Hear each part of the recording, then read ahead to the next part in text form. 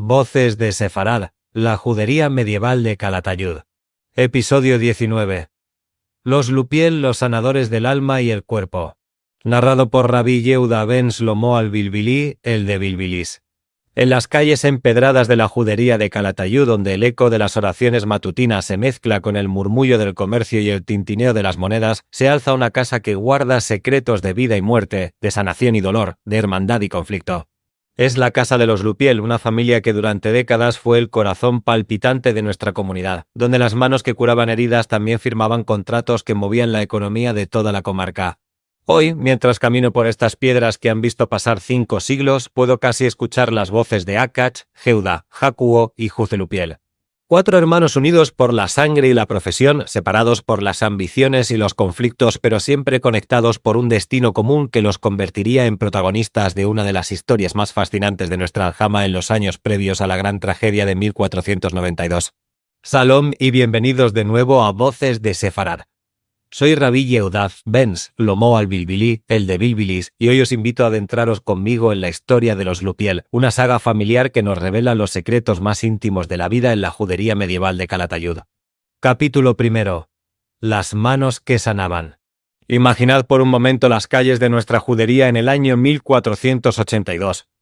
El sol de la mañana se filtra entre las casas de piedra, iluminando los rostros de los vecinos que se dirigen a sus quehaceres diarios. En una de esas casas, cerca del barranco, se escucha el murmullo de voces preocupadas. Una mujer ha venido con su hijo enfermo y tras la puerta de madera maciza, 3 hermanos examinan al pequeño con la sabiduría acumulada de generaciones. Yehuda Lupiel, el más experimentado de los 3, palpa con cuidado el vientre del niño. Sus manos, curtidas por años de práctica, conocen cada secreto del cuerpo humano. A su lado, Jacuo observa atentamente mientras Juce prepara las hierbas medicinales que podrían aliviar el dolor. Son los mecs de la judería, los maestros en cirugía, los sanadores en quienes confían judíos, cristianos y moros por igual. Pero los Lupiel no eran médicos ordinarios. En una época en la que la medicina era tanto arte como ciencia, tanto fe como conocimiento, ellos habían logrado algo extraordinario, ganarse la confianza de toda la comunidad. Sus nombres aparecen una y otra vez en los protocolos notariales, no solo como sanadores, sino como hombres de negocios respetados, como prestamistas de confianza, como pilares de la economía local. Yehuda, en particular, había desarrollado una red de relaciones comerciales que se extendía por toda la comarca. No era solo un médico, era un hombre de mundo, un financiero astuto que sabía que el dinero, como la medicina, podía sanar o destruir según cómo se utilizara. Sus préstamos no eran simples transacciones comerciales, eran actos de confianza mutua que tejían los hilos invisibles que mantenían unida a la sociedad. El 12 de junio de 1480, un labrador y un sedero cristianos de Calatayud se presentaron ante el notario para reconocer que habían recibido de Yehuda y los suyos 200 sueldos en comanda. No era una suma menor, representaba meses de trabajo, la diferencia entre la prosperidad y la ruina. Pero Yehuda no prestaba solo dinero. Prestaba esperanza, oportunidades, futuro. Pocos días después, el 27 de julio, un escudero de la ciudad acudió a él necesitando 300 sueldos, y el 29 de febrero del año siguiente otros ciudadanos solicitaron 120 sueldos. Cada transacción quedaba registrada con la precisión de un ritual sagrado, cada préstamo era un acto de fe en el mañana. Pero, ¿qué movía a Yehuda a prestar estas sumas? ¿Era solo el beneficio económico o había algo más profundo? Los documentos nos hablan de un hombre que entendía que el dinero era poder, pero también responsabilidad. En una sociedad donde los judíos vivían siempre al borde de la incertidumbre, donde cualquier cambio político podía alterar su destino, tener una red sólida de deudores cristianos era también una forma de protección. Capítulo 2. La casa junto al barranco. Las casas de los Lupiel se alzaban en el corazón de la judería cerca del barranco como centinelas silenciosos de una época que se desvanecía. No eran simples viviendas, eran el centro neurálgico de un imperio comercial familiar que se extendía desde las viñas del Campillo hasta los mercados de las aldeas circundantes. Akach, Yehuda, Jacuo y Juz habían heredado más que piedras y vigas de madera. Habían heredado una tradición, un legado, una forma de entender la vida que combinaba la sabiduría ancestral con la pragmática necesidad de sobrevivir en un mundo cada vez más hostil. Sus casas lindaban unas con otras, creando un pequeño complejo familiar donde los límites entre lo público y lo privado, entre los negocios y la vida doméstica, se difuminaban. Era común ver a los hermanos reunidos en el patio central, discutiendo no solo sobre tratamientos médicos, sino también sobre préstamos, censos, inversiones y estrategias comerciales. Juce, el más joven de los hermanos médicos, había convertido una parte de su casa en una especie de consulta donde atendía a los pacientes más delicados. Sus manos, más finas que las de sus hermanos, eran especialmente hábiles para las cirugías menores, para coser heridas que otros consideraban imposibles de sanar. Shikuo, por su parte, había desarrollado una especialidad particular. Era el hermano que mejor entendía las complejidades legales y religiosas de su tiempo. Cuando surgían conflictos entre las comunidades, cuando las leyes judías chocaban con las cristianas, cuando los conversos navegaban en las aguas turbulentas de su doble identidad, Yaku era quien mejor podía interpretar las sutilezas de cada situación. Akach, el hermano mayor, era el patriarca no oficial de la familia. Su palabra tenía peso no solo entre sus hermanos, sino en toda la judería. Cuando hablaba en la sinagoga, cuando daba su opinión sobre los asuntos comunitarios, cuando mediaba en las disputas comerciales, su voz resonaba con la autoridad de quien ha visto mucho y ha aprendido más. Pero las casas de los Lupiel guardaban también secretos más íntimos. En sus habitaciones privadas, lejos de las miradas curiosas, se desarrollaban las tensiones familiares que, como veremos, acabarían por estallar en un conflicto que dividiría a los hermanos y revelaría las complejidades de vivir entre dos mundos. Capítulo 3. El pleito que dividió a los hermanos. El año 1468 marcó un antes y un después en la historia familiar de los Lupiel. Lo que comenzó como una disputa comercial se convirtió en algo mucho más profundo, un enfrentamiento que reveló las tensiones religiosas, legales y personales que atravesaban no solo a esta familia, sino a toda la sociedad de su tiempo. Todo comenzó con Pablo de Daroca, un converso que había aceptado representar a Geuda en un pleito comercial. Para cualquier observador externo parecía una decisión lógica. Pablo conocía tanto las leyes cristianas como las costumbres judías, podía moverse con facilidad entre ambos mundos, era el intermediario perfecto para resolver un conflicto complejo. Pero Akach vio las cosas de manera muy diferente. Para él, que Pablo representara a su hermano no era solo una cuestión práctica, era una traición a los principios más sagrados de su fe. Según la ley judía, argumentaba, un cristiano no podía actuar como procurador entre dos judíos. Era una línea que no se podía cruzar, un principio que no se podía negociar. La tensión escaló rápidamente. Akach presentó una cédula formal ante el tribunal, exigiendo que Pablo fuera apartado del caso.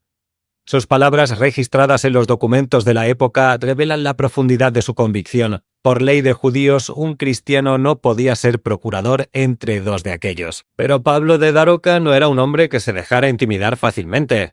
Su respuesta fue tan contundente como reveladora.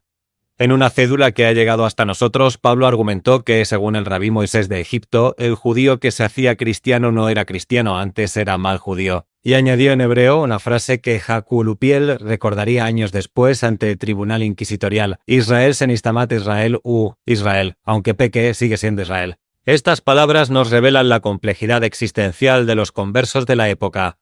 Pablo no solo defendía su derecho a representar a Geuda, estaba defendiendo su propia identidad, su lugar en un mundo que lo rechazaba tanto como judío como cristiano. Era un hombre atrapado entre dos mundos y su respuesta a Akach era un grito desesperado de quien se niega a ser definido por las categorías que otros le imponen. El pleito entre los hermanos Lupiel se convirtió así en algo mucho más grande que una simple disputa familiar. Se convirtió en un microcosmos de las tensiones que atravesaban toda la sociedad española del siglo XV, donde las identidades religiosas se habían vuelto fluidas y problemáticas, donde las leyes se contradecían entre sí, donde la supervivencia dependía a menudo de la capacidad de navegar entre mundos incompatibles. Geuda, atrapado en el centro de esta tormenta, tuvo que elegir entre la lealtad a su hermano y la pragmática necesidad de resolver su conflicto comercial. Su decisión de mantener a Pablo como procurador no solo reveló su carácter práctico, reveló también su comprensión de que el mundo estaba cambiando, de que las viejas certezas ya no servían, de que la supervivencia requería adaptación. Capítulo 4. Los secretos de los conversos.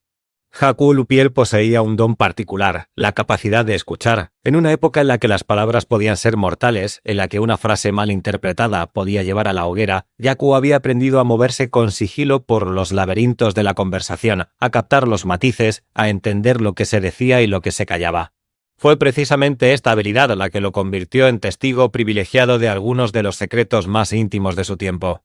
Cuando años después, en 1489, compareció ante el Tribunal del Santo Oficio, sus testimonios revelaron un mundo oculto de conversos que mantenían en secreto sus antiguas creencias, de cristianos nuevos que vivían una doble vida, de hombres y mujeres atrapados entre la fe de sus antepasados y las exigencias de su nueva religión.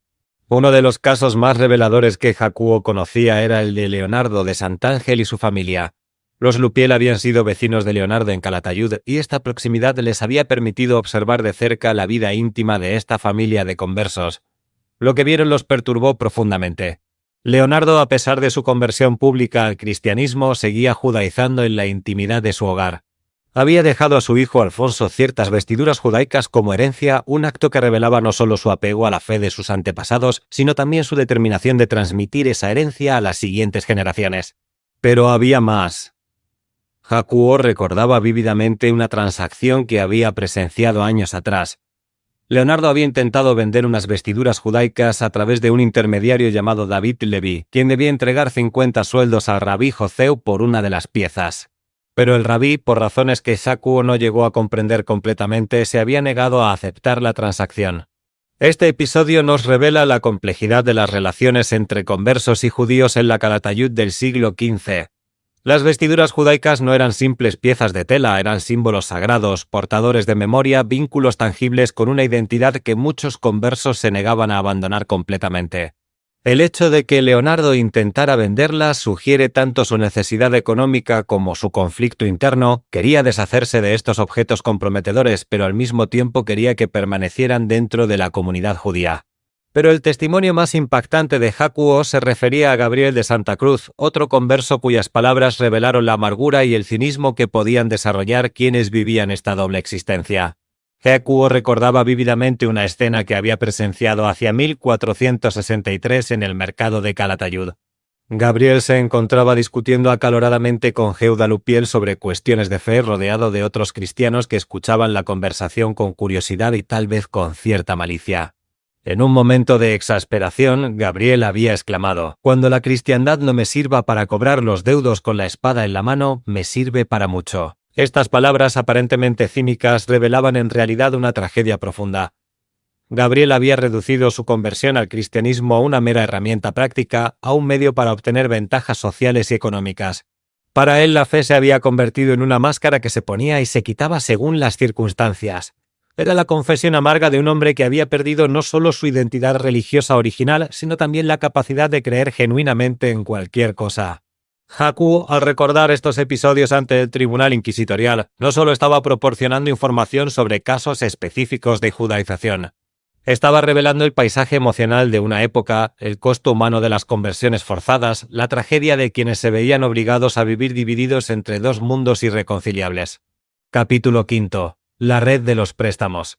Si las casas de los Lupiel eran el corazón de su imperio familiar, los préstamos eran las arterias que llevaban la vida económica a toda la comarca.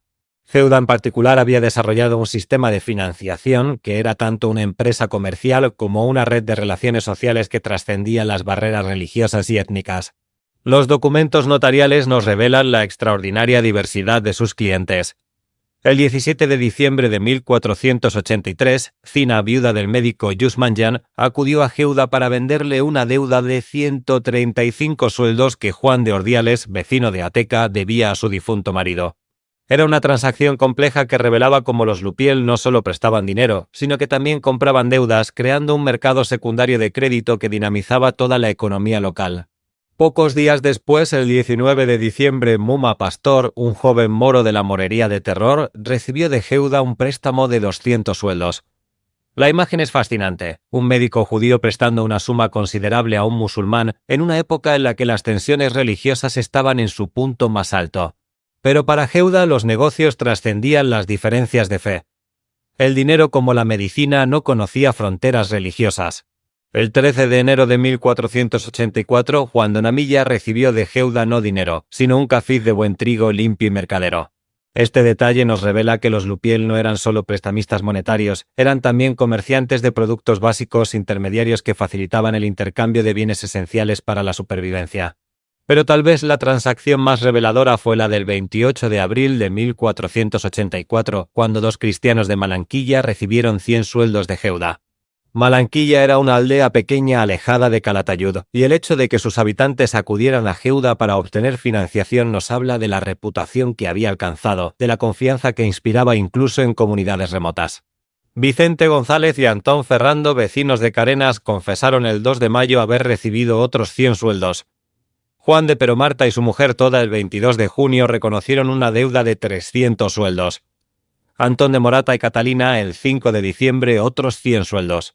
Cada transacción era un hilo más en la compleja red que Geuda había tejido a lo largo de los años.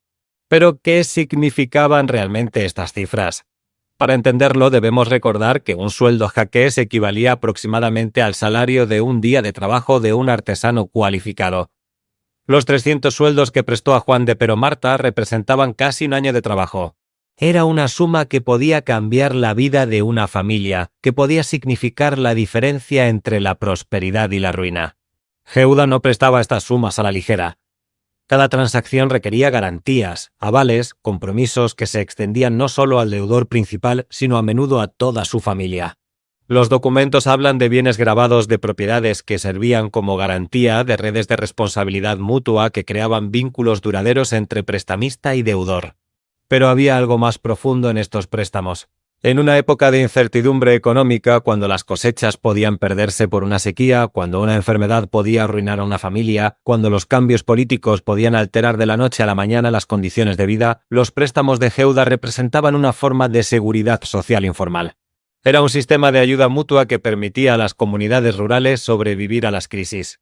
Para Geuda, por supuesto, estos préstamos también representaban una inversión inteligente. Los intereses que cobraba le proporcionaban una renta estable, pero más importante aún, le daban influencia, respeto, una posición social que trascendía su condición de judío en una sociedad cada vez más antisemita. Capítulo 6. Las viñas del Campillo.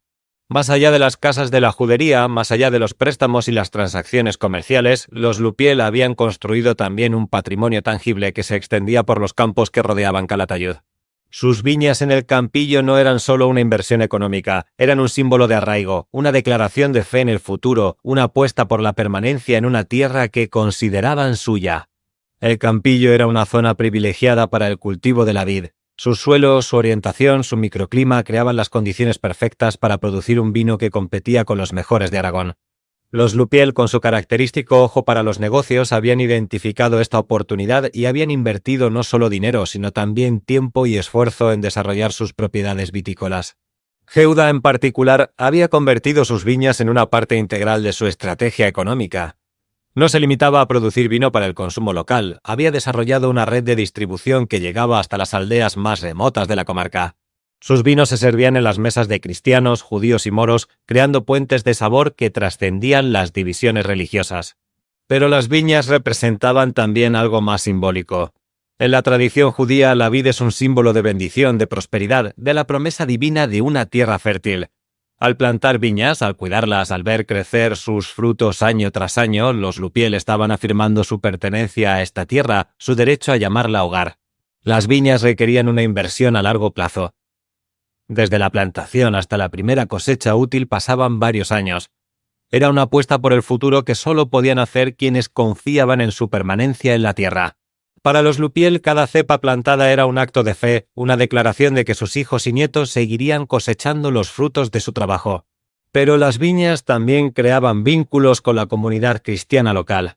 Los Lupiel empleaban trabajadores cristianos para las tareas más pesadas, especialmente durante la vendimia. Estos trabajadores no solo recibían un salario, participaban también en las celebraciones que acompañaban la cosecha, creando momentos de convivencia que suavizaban las tensiones religiosas. García de Valtierra, cuyas tierras lindaban con las viñas de los Lupiel, había desarrollado con ellos una relación que iba más allá de la simple vecindad. Compartían conocimientos sobre técnicas de cultivo, se ayudaban mutuamente en momentos de crisis, habían creado una pequeña comunidad de viticultores que trascendía las diferencias de fe. Cuando en 1485 Geuda decidió vender todas sus propiedades, las viñas del Campillo fueron una de las partes más dolorosas de la transacción. No era solo que representaran una fuente importante de ingresos, representaban también décadas de trabajo, de cuidado, de esperanza. Al venderlas, Geuda no solo estaba liquidando un activo, estaba cortando uno de los vínculos más profundos que lo unían a la tierra de sus antepasados. Capítulo 7. la gran liquidación. El 8 de junio de 1485 marcó el final de una era para la familia Lupiel. Ese día, Jehuda tomó una decisión que cambiaría para siempre el destino de su linaje: vender a Gorae para todos tiempos jamás todas sus propiedades a Jaime Hover, mercader y vecino de Calatayud. La lista de bienes que Jehuda puso en venta ese día nos revela la magnitud del patrimonio que había acumulado a lo largo de los años. No eran solo las casas donde vivía, situadas en el corazón de la judería. No eran solo las viñas del campillo que había cuidado con tanto esmero. Era todo un universo de propiedades, deudas, derechos y obligaciones que constituía el legado de décadas de trabajo. Unas casas donde de present habita, sitias en la judería de la dita ciudad, que afrontan con casas de maestre Juz Lupiel, cirujano hermano suyo, con casas de herederos de Akach Lupiel, hermano suyo, Ondam, con la carrera pública. Estas palabras del documento notarial nos revelan no solo la ubicación exacta de la casa de Jehuda, sino también la tragedia familiar que se había desarrollado en los meses anteriores. Akach, el hermano mayor, había muerto entre mayo y junio de ese mismo año y su casa ya aparecía en los documentos como propiedad de sus herederos. Pero Jehuda no se limitó a vender su propia casa. También vendió la tercera parte de las predichas casas que eran del dito Akach, hermano mío, Condam a mí pertenecían como heredero en par de todos los bienes del dito Condam Akach Lupiel. Era una decisión que revelaba tanto la urgencia de su situación como la complejidad de las relaciones familiares. Al vender su parte de la herencia de Akach, Jehuda estaba cortando definitivamente los vínculos que lo unían al patrimonio familiar. La viña del campillo también formaba parte de la venta, junto con cualesquiera censes de censales en las suertes principales de aquellos con las prorratas e censes corridos. Jehuda no solo vendía sus propiedades físicas, vendía también todos los derechos de cobro que había acumulado a lo largo de los años, todas las deudas que otros tenían con él, todo el complejo entramado financiero que había construido. Pero tal vez la parte más reveladora del inventario era la lista de bienes muebles: tacas, copas, picheles de plata, cualesquiera cantidades de dineros, florines, reales castellanos de oro, camas de ropa, almadraques, licheras de lana, lincuelos de lino, de canyamo, bonabas, orejeros, laceles, bancuales, cortinas, caxas, caxones, tobajas, tobajones, alforcaras, calderos. Esta lista nos permite asomarnos a la intimidad del hogar de Jehuda, imaginar cómo vivía una familia judía acomodada en la Calatayud del siglo XV. Las copas y picheles de plata nos hablan de una mesa bien servida, de celebraciones familiares, de la importancia que se daba a la hospitalidad. Las camas de ropa y los almadraques nos revelan una preocupación por el confort, por crear un hogar acogedor para la familia. Los vaxillos vinales merecen una mención especial. No eran simples recipientes para almacenar vino, eran las herramientas de trabajo de un viticultor serio, los instrumentos que permitían transformar la uva en el líquido dorado que había sido una de las fuentes principales de riqueza de la familia. El precio de venta, 25.000 sueldos, era una suma astronómica para la época. Para ponerla en perspectiva, recordemos que un préstamo de 300 sueldos se consideraba muy importante. Los 25.000 sueldos que recibió Jehuda representaban más de 80 años de salario de un artesano cualificado. Era una fortuna que pocos hombres de su tiempo podían soñar con acumular. Pero, ¿qué había llevado a Jehuda a tomar esta decisión drástica? Los documentos no nos dan una respuesta explícita, pero podemos intuir las razones. La muerte de Akach había alterado el equilibrio familiar. Las tensiones con la Inquisición se intensificaban cada día. La posición de los judíos en Calatayud se volvía cada vez más precaria. Tal vez Jehuda, con la sabiduría de quien había vivido mucho y había visto cambiar los tiempos, había decidido que era mejor liquidar todo y prepararse para un futuro incierto. Capítulo 8. El final de una época. Entre el 8 de junio y el 12 de octubre de 1485, Jehuda Lupiel murió. Los documentos registran su fallecimiento con la fría precisión de los archivos notariales. El 12 de octubre, Jaime Hover compareció ante el notario Juan Remón para formalizar algunos aspectos de la compra, y en el documento Jehuda ya aparece mencionado como Condam difunto. La muerte de Jehuda marcó el final de una era no solo para la familia Lupiel, sino para toda la judería de Calatayud. Con él desaparecía uno de los últimos grandes patriarcas de la comunidad, uno de los hombres que había logrado navegar con éxito por las aguas turbulentas de su tiempo, que había construido un imperio comercial respetado por judíos, cristianos y moros por igual.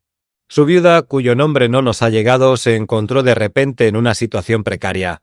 La gran venta había liquidado prácticamente todo el patrimonio familiar.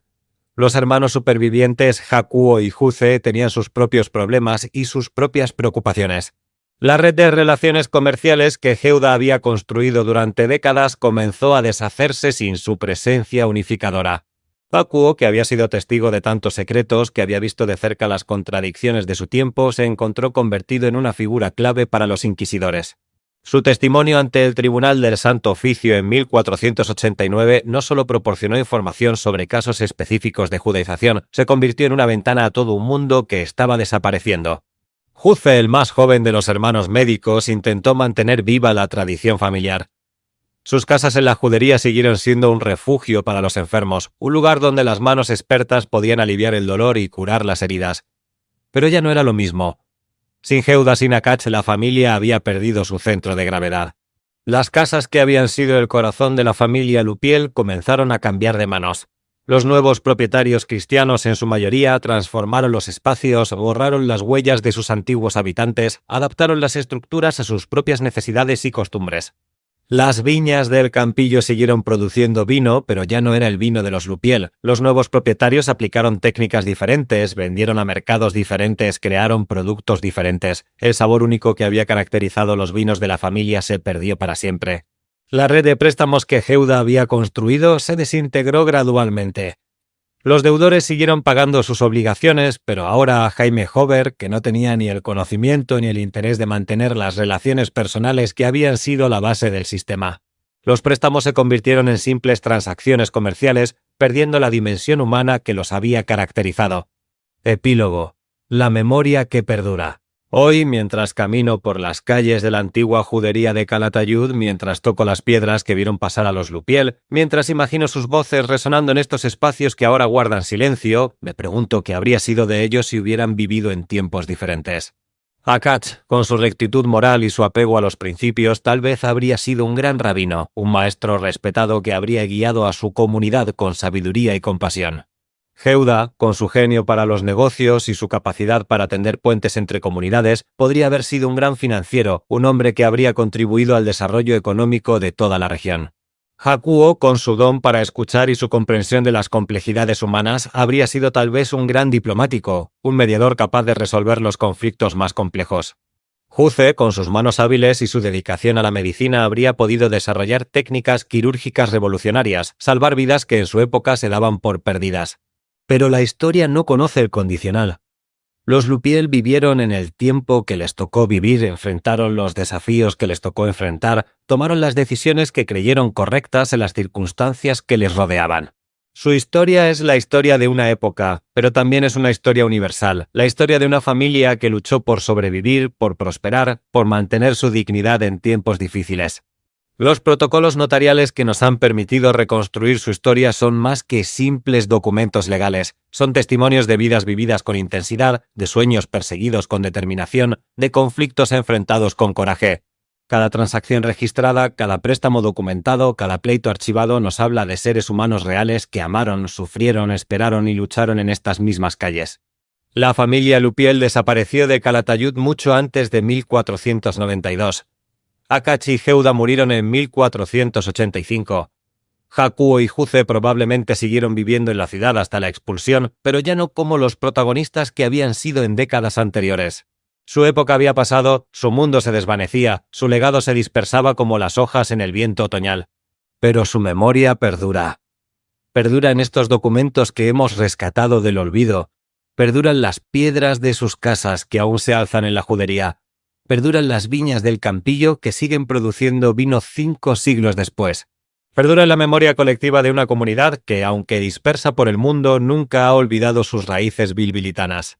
Los Lupiel nos enseñan que la grandeza no siempre se mide en términos de fama o poder político, a veces se mide en términos más humanos, la capacidad de sanar, de ayudar, de tender puentes, de construir comunidad. Ellos fueron grandes no porque conquistaran territorios o escribieran libros famosos, sino porque dedicaron sus vidas a hacer que la vida de otros fuera un poco mejor, un poco más esperanzadora, un poco más digna. En un tiempo en el que las diferencias religiosas parecían insalvables, ellos demostraron que era posible la convivencia. En una época en la que la desconfianza era la norma, ellos construyeron redes de confianza mutua. En un momento en el que el odio parecía triunfar, ellos eligieron el camino del entendimiento y la cooperación. Su historia es también una advertencia. Nos recuerda lo frágil que puede ser la convivencia, lo rápido que pueden cambiar las circunstancias, lo importante que es valorar y proteger la diversidad mientras la tenemos. Los Lupiel vivieron en una Calatayud multicultural, multireligiosa, donde judíos, cristianos y moros compartían espacios, negocios, incluso amistades. Esa Calatayud desapareció en 1492 y con ella desapareció un modelo de convivencia que tardó siglos en volver a emerger. Pero tal vez la lección más importante que nos deja los Lupiel es que la memoria es más fuerte que el olvido, que las historias humanas trascienden las circunstancias políticas, que el amor y la solidaridad pueden sobrevivir incluso a las persecuciones más crueles. Ellos murieron hace más de 5 siglos, pero sus voces siguen resonando en estas calles, sus historias siguen emocionándonos, sus ejemplos siguen inspirándonos. Mientras el sol se pone sobre Calatayud, mientras las sombras se alargan sobre las piedras de la judería, mientras el eco de nuestros pasos se mezcla con el murmullo eterno del Jalón, podemos casi escuchar sus voces susurrando en el viento. Recordadnos. Recordad que estuvimos aquí. Recordad que amamos esta tierra. Recordad que fuimos vuestros hermanos. Y nosotros respondemos con la voz quebrada por la emoción: os recordamos, hermanos Lupiel, recordamos vuestras manos sanadoras, vuestros corazones generosos, vuestros sueños truncados, recordamos que fuisteis parte de nosotros, que sois parte de nosotros, que seréis siempre parte de nosotros, porque eso es lo que hacemos en Voces de Sefarad, recordar. Recordar para que no se pierda la memoria, para que no se olviden las historias, para que las voces del pasado sigan resonando en el presente, guiándonos hacia un futuro donde la convivencia vuelva a ser posible, donde la diversidad vuelva a ser una riqueza, donde el respeto mutuo vuelva a ser la norma. Salom, hermanos Lupiel. Salom y hasta siempre. Réditos. Narrador: Rabbi Yehuda ben Shlomo al-Bilbili, el de Bilbilis. Dirección y producción: Javier Bona. Guión, basado en la investigación de M. de la Encarnación Marín Padilla, Notas sobre la familia Lupiel de Calatayud, 1482 a 1488. Investigación adicional: Protocolos notariales de Juan Remón, Archivo de Protocolos Notariales de Calatayud. Este episodio está dedicado a la memoria de todos los médicos y sanadores que a lo largo de la historia han dedicado sus vidas a aliviar el sufrimiento humano trascendiendo las barreras de raza, religión y nacionalidad. Salom.